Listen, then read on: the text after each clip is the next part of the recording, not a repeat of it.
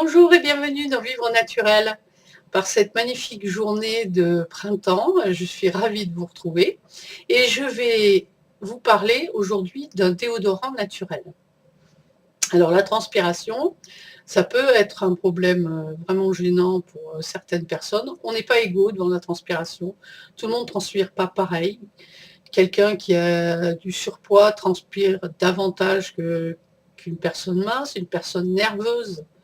Elle peut transpirer aussi beaucoup. À quoi ça sert la transpiration? Eh ben, ça sert à nous rafraîchir, ça sert à maintenir l'hydratation de notre peau et ça sert également à évacuer les excès de sel et de minéraux qu'on a dans le corps. Alors, quand on mange, on produit de la chaleur et plus ou moins selon ce qu'on mange. Par exemple, quand on mange des protéines, de la viande ou du poisson, on produit davantage de chaleur que quand on mange des légumes, par exemple, parce qu'il y a des molécules différentes dans les protéines. On produit aussi de la chaleur si on mange chaud, si on boit chaud, si on mange épicé. L'alcool, la caféine et le tabac augmentent le rythme cardiaque, donc la température interne. Certains médicaments et le piment. Alors, qu'est-ce qu'on peut faire pour moins transpirer? Déjà, on peut perdre un peu de poids si on en a un peu trop. On peut faire de l'exercice physique. On peut aussi veiller à porter des vêtements pas trop serrés, un peu amples, surtout l'été, en matière naturelle de préférence, du coton, du lin, de la soie, plutôt que des choses synthétiques qui augmentent la transpiration par le contact. Et puis utiliser, bien entendu, un bon déodorant. Alors, qu'est-ce que c'est un bon déodorant? C'est forcément, enfin, moi, ce dont je vais vous parler, c'est quelque chose de naturel, parce que tous ces déodorants qu'on trouve, c'est pratique, de pchit, mais il y a quand même beaucoup de substances hyper nocives là-dedans.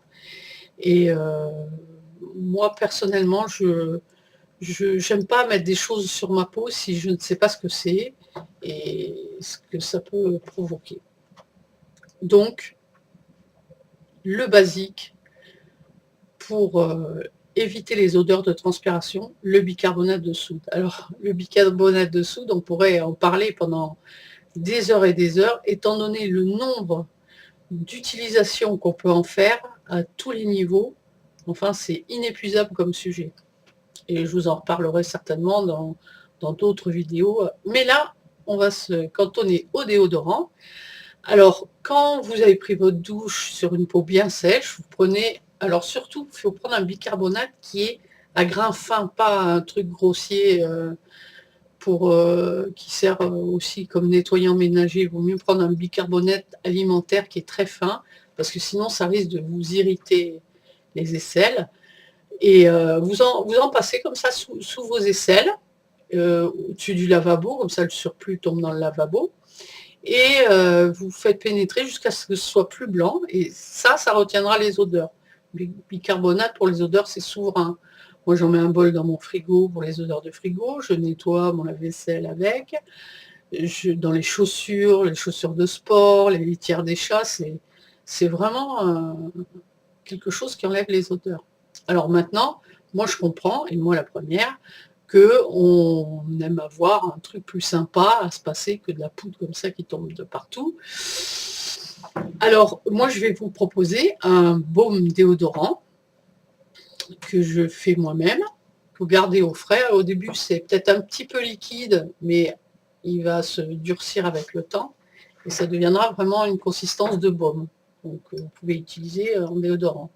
Alors vous prenez 2 cuillères à soupe de bicarbonate de soude, fin, élémentaire, 6 cuillères à soupe de fécule de maïs, 10 gouttes d'huile essentielle de tea tree et 3 cuillères à soupe d'huile de coco.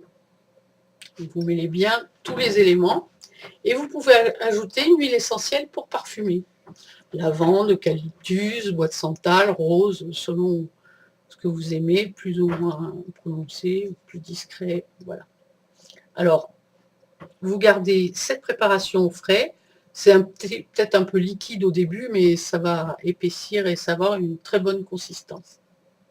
Voilà, alors pour aujourd'hui, c'est terminé et je vous remercie de me laisser vos commentaires, de mettre un petit pouce si ça vous a plu, de me faire vos suggestions et je vous dis à très bientôt.